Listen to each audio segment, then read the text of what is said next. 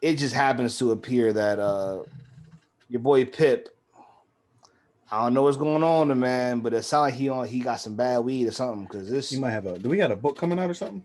yo, I mean, just He does have a book coming. he is wilding. Like he okay. So y'all seen the clip, and if you haven't seen this, it's the Dan Patrick interview. It's clips of it going on, so like maybe 2 minutes long. He he calls to a racist, which I'm not even mad about that on its own. You've been around him, maybe you know something we don't know. Okay, fair. But he's racist because he drew up a shot for Tony Kukoc instead of you. Like that's why he's racist. Not because motherfucker, I watched The Last Dance. They thought Kukoc was the guy to succeed, Ja. He played overseas, so he wasn't really a rookie, you lying ass motherfucker. But okay. Maybe they just thought he was a better shooter than you. No, it's not that. Are you letting the hate you have for MJ really make you call another man racist? That shit just seems foul. That just seems foul to me. That he would say, "Oh, you couldn't let Scottie Pippen take the last shot, so I have been this many years." Like, could you imagine if Kendrick Perkins was saying to Doc, "Yo, I've been here for so long, I can't get the last shot. I've been here for like what? Are you fucking like?" He's better shooting than him, obviously, but like, how does that make any sense? If I don't know, man. I think something wrong with him. After he said first off that Bron won with no help in 2016, and now this, maybe it is. Maybe you're right. Maybe it's the book. It's clearly the book deal. It's got to be. It's got to be because he sound crazy as shit. Crazy as shit to me. Like, here's my thing. The racist claim.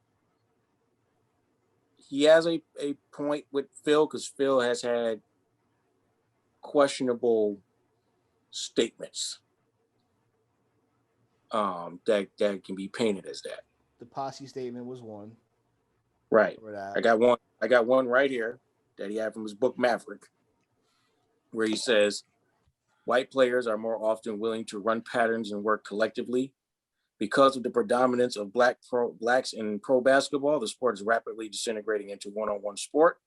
There are only 5 or 6 NBA teams who play with more than a superficial degree of team unity.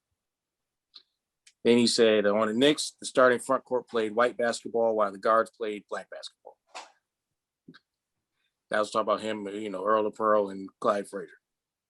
Then he said, there's also a quote from the book, black kids growing up want to be the superstar of their neighborhood. They want to be the toughest kid on the block, the richest, or once they get to the playground, the best one-on-one basketball player. White kids, on the other hand, usually are raised in a more homogeneous environment, which provides other outlets for personal expression. They're also constantly being taught the principle of subordinating their own personal glory for the good of the group. End quote. Now, here's the thing. I think Phil's too smart for his own good. I think what he says is partially correct. Partially, I think he shouldn't be the one saying it. And that is probably the bigger issue.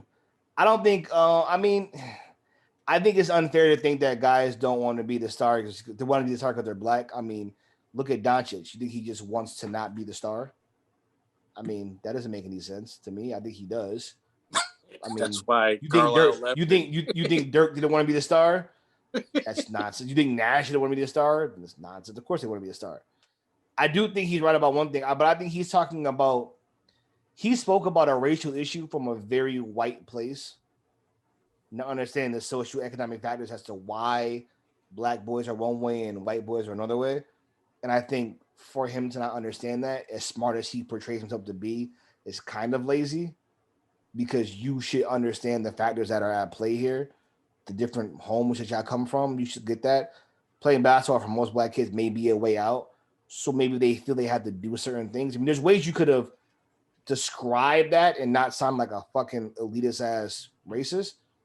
There's ways you could have described it and not sounded like that. So I mean, but his points aren't necessarily incorrect wholly. I just think the collection of it is bad. But even still, let's assume Pip knows something we don't know and he's racist, or he just goes off that since he's racist. He didn't use that as the example, which I think is what's right. That's the thing. Use the wrong example. Which I think is crazy. He didn't use that example. He said he didn't give me the last shot. That's what he said. that's not the one to use to call him a racist. I didn't get the last shot. MJ's gone. You would have let me shoot. Like if you said something like, yeah, he liked to play Judd Bushler more than Scotty Burrell, then you might be onto something. Oh my god. Or like man, he liked to play Steve Kerr more than Ron Harper. Like you might have been onto something, but none of those really factor into him being racist. Him drawing up a play for Kukoc, who was hot that game, and cooking, is not being racist. The other points that Scotty said made a lot of sense. He's like, yo, I'm the man on this team.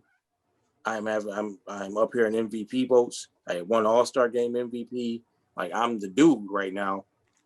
That would have showed more why he's angry than saying, oh, he just didn't do it because he's a racist. Like that didn't make sense. He just threw that out there. Hope it stuck. Yeah, it's sticking a little bit. He doesn't. It's crazy because like there are some moments where I thought, okay, he might be an intelligent guy, and then there's some moments where I'm like, okay, somebody's in your ear, like something's going on, like this is coming out of, to me, it's coming out of like nowhere, and really it's the book deal, right? Like he's probably just trying to start some controversy, sell some shit, which whatever. People are going to read. They're going to buy it to read, to try to find the story that he's talking about, and he's going to make some money. Like, he's been saying crazy stuff, but you got to like, people have just been taking small clips or like excerpts of what he's saying and making him seem like a super nut job, even though he's been saying some crazy stuff. But like when you listen to the whole clip or watch the whole interview or whatever it is he's saying, you kind of get where he's coming from. But he's just using the wrong examples. I honestly think he's a troll. I think he does this on purpose. I don't think he believes half of what he says, honestly, because he's done it so many times. He's always saying some random shit, and people are just like, what?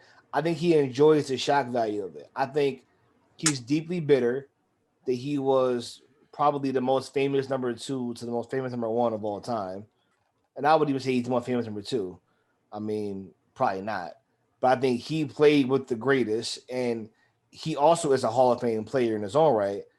I think he wishes he got more. He's the clearest Robin ever in the NBA.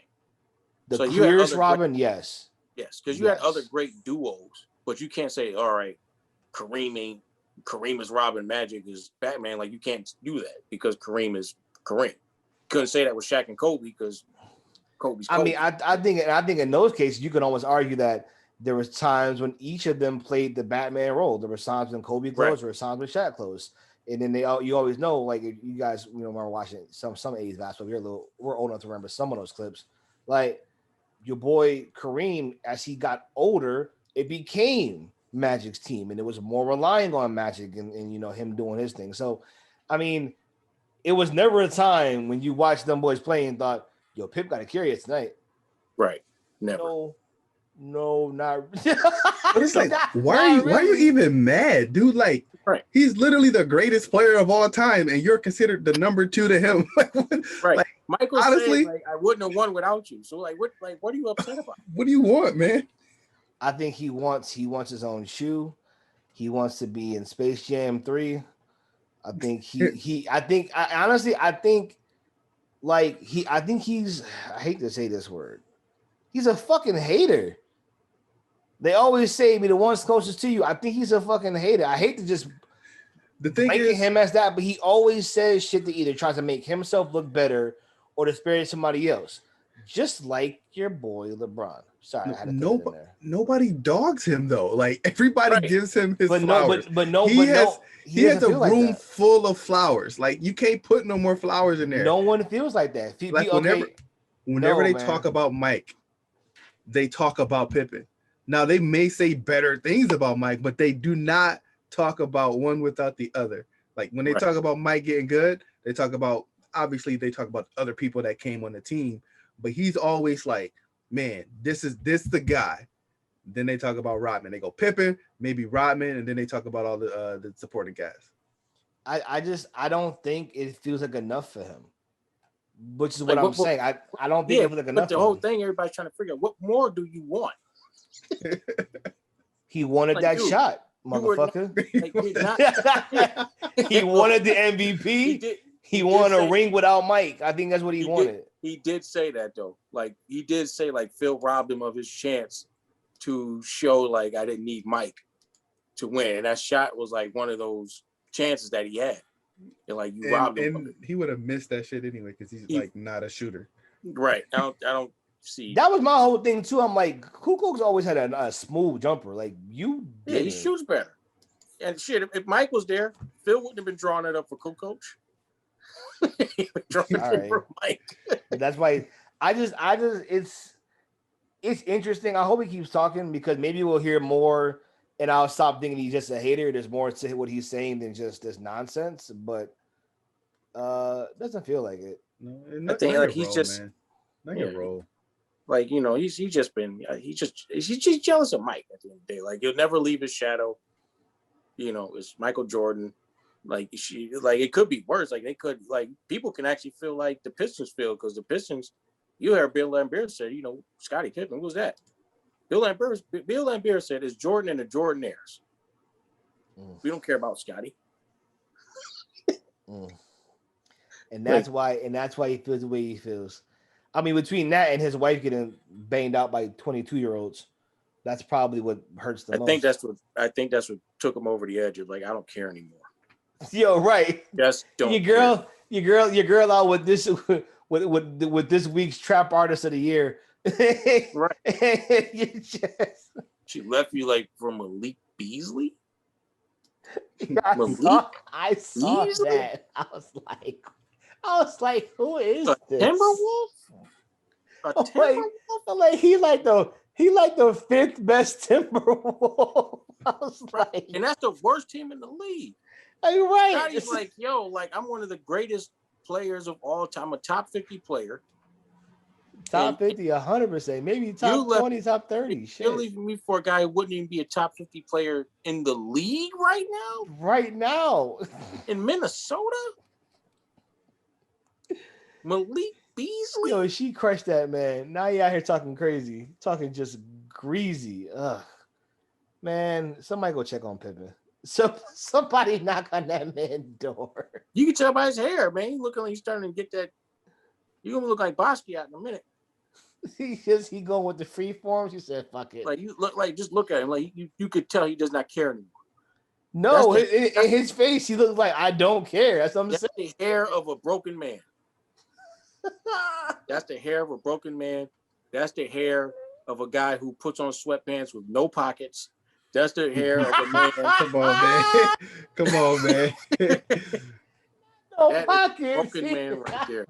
You saying so? You naming some things that really get me sketched out about people. Yo, you, man, like no pockets. That's the one. That's like, the one right there. Sweatpants with no pockets. The hair of a man that got nothing left. I have nothing left. Yo, that's why he's going off. Like I have nothing left. I don't care anymore. She took everything from me. I got nothing left. Everything. Yeah, man. So we'll end on this. Do the Sixers win? Not Sixers. They already lost. Does the Bucks win tonight? 100%. Yes. This game. This series over in 5. Yep. All right. Yeah. I called it in 5 with Trae Young.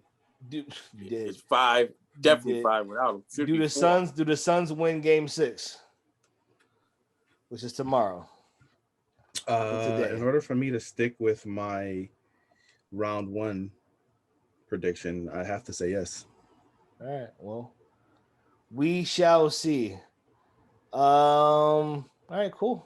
Well, later, America. That's all we got.